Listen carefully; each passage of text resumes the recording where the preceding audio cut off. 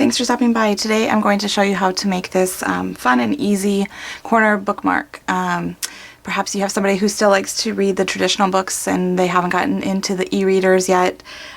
This makes a nice supplement to giving someone a book. You can make a little handmade corner bookmark, just give it that personal touch.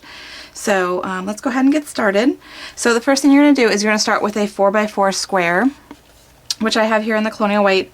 And what I did then is I just took a pencil and I measured halfway between on 3 of the sides. So I have a little dot that I did on 3 corners.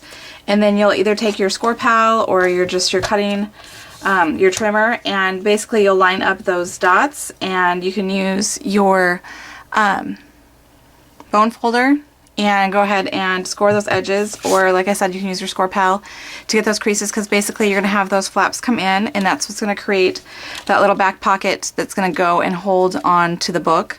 So I've already pre-done that for you.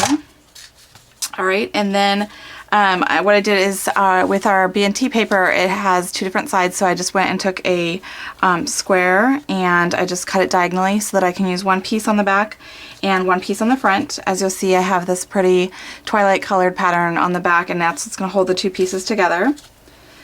So I'll go ahead and glue that down.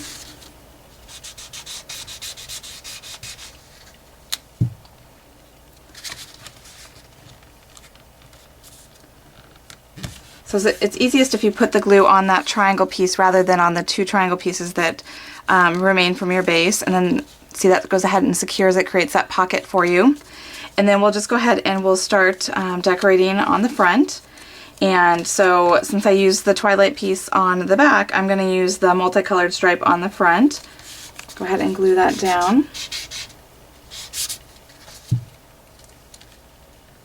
And I'm going to leave a little gap here so it shows a little bit of the Colonial White piece.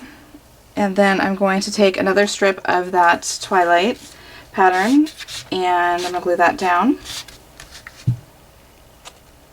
It's going to be flush right up against the triangle piece.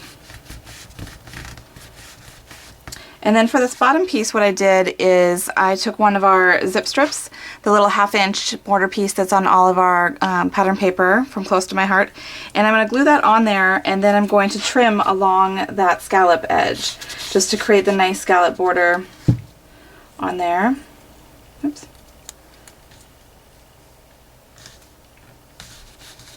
So I'll let that sit there and dry for just a minute and then cut that. So right now we're going to go ahead and create our focal point here.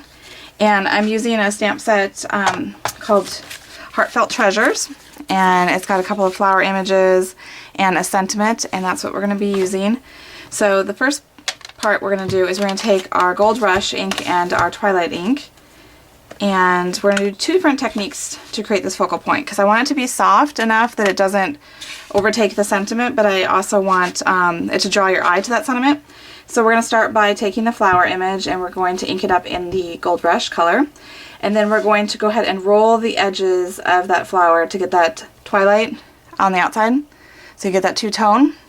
We're going to go ahead and stamp that off so that it's going to be lighter. It's going to be 2nd generation. And then we're going to stamp it on our project. So see, you can see the flower, you can see the 2 different colors, but it's not so bold that it's going to overtake your image here.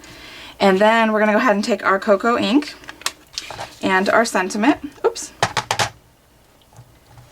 As you can tell, I've used my stamp set a lot, so it's got a lot of dust and fingerprints on it, which makes it harder to keep on there. I need to clean it. And then we're just going to go ahead and turn the piece so that it is at an angle, and we're going to go ahead and stamp right across like that. So there we have our focal point. And then I'm just going to go ahead and quickly sponge around the edge, tie it in with the cocoa color, and then I'm going to go ahead and glue that right here on the center of my cocoa square piece, which will then create that focal point on there. So before I go ahead and glue that focal point, I'm going to take some ribbon and I'm going to actually tie that around on my bookmark so that way it's layered underneath the focal point. And I'm going to have it more towards the right side of the bookmark. And it doesn't really matter where you want it. If you want it on the right or on the left, you just want to make sure that you have it over enough that when you do go ahead and glue down this focal piece that it doesn't mess up your little bow that you have there on the side.